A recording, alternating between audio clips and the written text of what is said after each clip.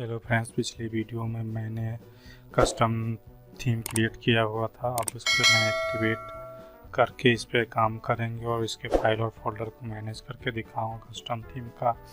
तो पहले अपने थीम को एक्टिवेट कर लेता हूं।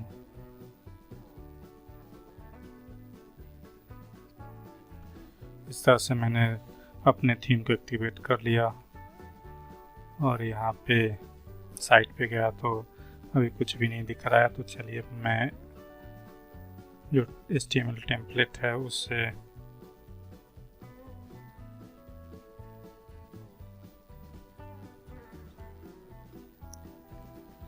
इंडेक्स डॉट को कॉपी कर लेता हूँ और इसमें पेस्ट कर देता हूँ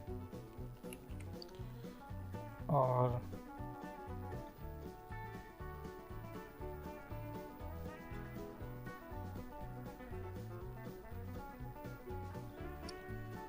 इसको एक्सप्लोर कर लेता हूँ लोकेशन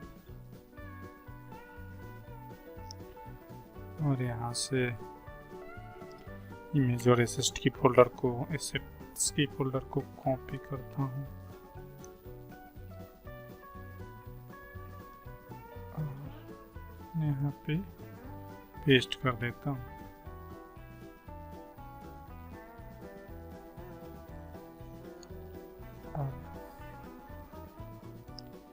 एक बार पेज को रिफ्रेश करके देखता हूँ।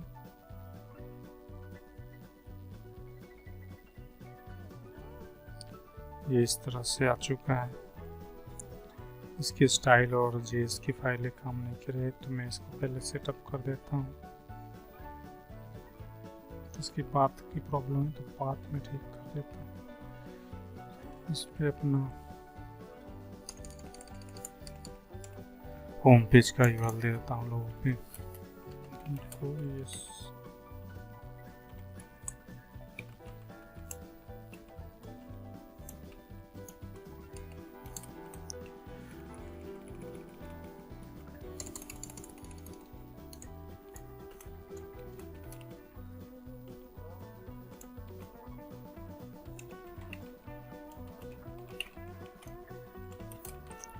इस साइट का नाम आ जाएगा।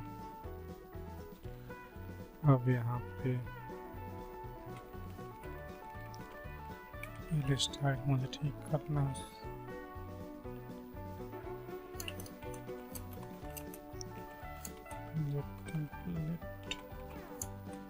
डायरेक्टरी URL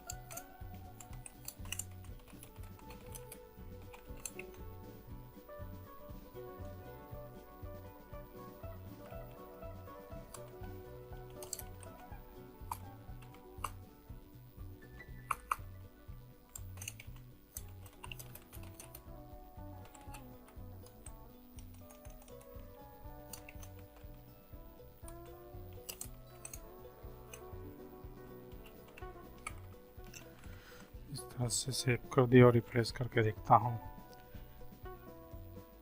इस तरह से स्टाइल और सीएसएस और इसके जेएस आ चुके हैं।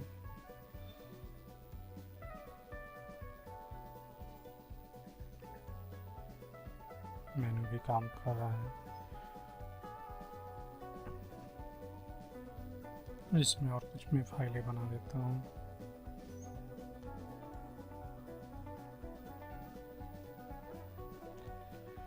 header.php PHP फाइल हेडर के लिए बनाता हूँ footer.php फूटर के लिए, और मैंने टेम्पलेट्स पार्ट्स बनाऊंगा जितने, उसके लिए डायरेक्टरी टेम्पलेट पार्ट्स के नाम से एक फोल्डर बना देता हूँ।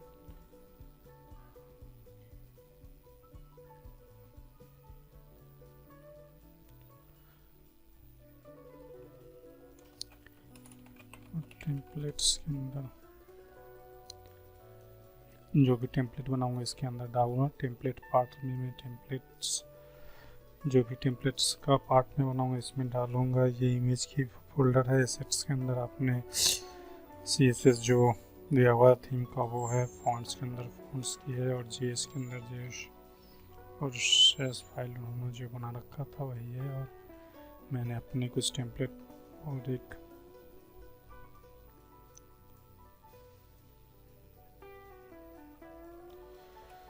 page.php फाइल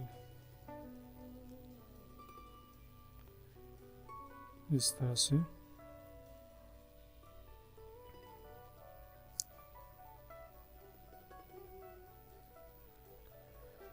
इतनी फाइलें को मैं यूज़ करूँगा। तो इस तरह से इस वीडियो मैंने डायरेक्टरी स्ट्रक्चर तैयार कर दिया वर्डप्रेस थीम का। नेक्स्ट वीडियो में मैं हेडर कंप्लीट करके आपको बताऊंगा। अगर वीडियो आपको अच्छी लगती है तो चैनल को सब्सक्राइब कर देना, बेल नोटिफिकेशन दबा देना। वीडियो देखने के लिए धन्यवाद।